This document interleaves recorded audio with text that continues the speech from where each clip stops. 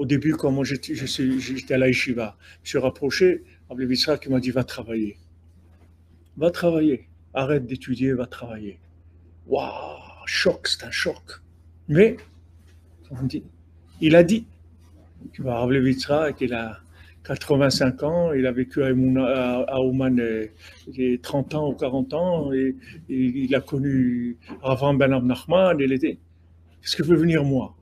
Qu'est-ce que j'ai dans ma tête, moi? Et Jimi Hendrix, avec ça, je vais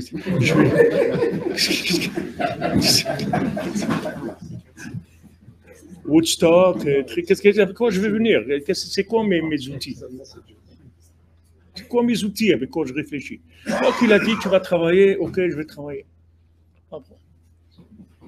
Mais 20 ans, 30 ans après, j'ai compris, j'ai commencé à comprendre un petit peu. Après, il m'a dit, en fait, sache que tu n'es pas la madriga de faire Avodat Hashem toute la journée. Il faut que tu travailles. Tu ne peux pas faire Avodat Hashem, tu n'es pas à ce niveau-là. Toi, tu crois t'y arriver, alors tu peux, allez, on y va. Mais la Torah, c'est du feu, c'est pas, si tu rentres dans c'est très puissant. Donc, il faut que tu vérifies si tu es au niveau. Quelqu'un te dit, tu n'es pas au niveau. Tu es au niveau, c'est tout. Allez, tu écoutes, c'est tout. Maintenant, sur le moment, tu es choqué parce que tu as une vision hollywoodienne de la tchouva. Les gens, ils te collent des choses, ils ne savent pas qui tu es. Tu comprends? C'est des gens qui te donnent des méthodes avant de donner une méthode à quelqu'un, il faut que tu fasses un diagnostic. Même quelqu'un, si on veut l'opérer, n'importe quoi, on regarde si toute sa machine marche bien. Peut-être le cœur, il ne marche pas bien. Si tu l'opères, il peut mourir. Et toi, tu as voulu l'arranger, il est mort, le bonhomme. Parce que le cœur, il ne marchait pas. Donc, on regarde la personne qu'on a en face de nous. D'abord, avant de commencer à dire des méthodes, on dit une méthode qui est adaptée à la personne qui est en face de nous. Pas j'ai vu dans un livre, il a dit il faut faire ça. Il t'a dit à toi qu'il faut faire ça. Il est venu te voir à toi, il te connaît, il t'a dit fais ça. Non, mais il a écrit que c'est bien de faire ça. C'est bien pour qui? C'est bien pour qui? Non, j'ai vu que les antibiotiques, c'est bien, mais pour qui ces antibiotiques? Pour quel genre de maladie? Tu vas entrer dans une pharmacie, tu vas prendre des trucs, tu vas rentrer chez toi, tu vas prendre tout, des cachets de tout. Mais tu es fou. La Torah, il y a des milliers de choses. Des milliers de choses. Combien des Balitchoua, ils ont fait des bêtises terribles parce que ils ont vu que c'est écrit. C'est vrai que c'est écrit, mais ça ne parle pas pour toi. C'est ça que tu ne comprends pas. Toi, tu crois que tout ce qui est écrit, ça s'adapte à toi. Pourquoi? Parce que c'est un tzaddik qui a écrit ça. C'est vrai ce qu'il a dit, c'est vrai.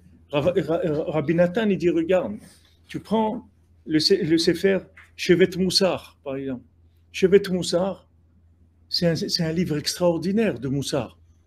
Mais maintenant, il faut quand tu étudies, il faut que ça te donne de l'énergie, de la simra, ça te donne de la hirat shamayim, ça te donne envie d'avancer. Quand j'étais à la yeshiva avec Sleban, j'étais au Kollel, alors j'avais découvert ce livre-là de Shevet Moussar. Moi, j'aime bien ces trucs-là forts comme ça et tout, ça me plaisait. Alors, je cherchais un chavruta, qui était au Kollel avec lui. Je lui ai dit, tu veux pas étudier une demi-heure par jour, on étudie ça ensemble et tout. Il m'a dit, lui, il ne savait pas ce que c'était. Il m'a dit, ok, d'accord, pas de problème. Alors, on a commencé à étudier. Aujourd'hui, lui, c'est un Magichio de maths, c'est un Ben Adam Gadol Meod. On a commencé quelques jours. Après, il m'a dit, si on continue ça, je vais rester au lit toute la journée. Je me lève plus. Bien, on passe à autre chose parce que ça ne peut pas. Alors, Rabbi Nathan, il dit, le Shevet Moussar, ce qu'il a écrit, c'est du Emet, c'est des tzadikim, c'est du Emet. Mais il dit, pourquoi il a écrit ça? Parce qu'il pense que quand tu vas étudier ça, ça va te donner de l'Aïra Shamayim, ça va te donner du Chizouk, tu vas faire mieux. Si tu te levais pour la prière à 7 heures, tu vas te lever à 6h30. Tu vas faire attention quand tu fais schéma, tu vas mieux le faire. Tu vas faire des Shmirat Enaim, tu vas Shmirat Alashon, parce que ça va t'augmenter ta conscience. Mais si tu vois que ça te donne de la tzvout, ça te casse, ça veut dire que ce n'est pas pour toi. Si ne t'étudie pas ça. Ça ne veut pas dire que le livre, il n'est pas bien, il est très très bien, mais pas pour toi. Parce que là où tu te trouves, ça ne peut pas te soigner, ça va te rendre malade. Donc, tu as besoin d'une Torah orale. Chaque chose, il faut que tu saches comment ça marche. C'est pas parce que c'est écrit dans un livre que ça veut dire que c'est pour toi. Ce que tu as vu dans le livre, il te faut une Torah orale, il te faut un da'at, quelque chose qui t'adapte ça. Il y a des fois, ce que tu as vu, ça va s'adapter à toi. 50%, des fois 10%, des fois rien du tout, des fois 80%, des fois 100%. Ça dépend. Ça dépend où tu te trouves. Il y a des choses que Rabbeinu il a dit pour tout le monde. Et il y a des choses, après, tu te débrouilles, tu fais ta vie. Rabbeinu il a dit des choses qui sont Ouman Rosh Hashanah, Idbodedut, les Halacha. Rav Malam Lachman, il dit, c'est les trois choses baruch qu'on a de Rabbeinu, c'est tout. Il faut aller à Ouman Rosh Hashanah, il faut faire Idbodedut tous les jours, et il faut étudier Shulchan Aruch tous les jours. Ça, c'est Halacha Broura pour tout le monde. Il n'y a personne qui peut dire ah non, moi ça ne me plaît pas, je ne peux pas. Il n'y a pas. Ça, c'est pour tout le monde. Après, Chutz Mizé, après cherche. C'est tout. Cherche.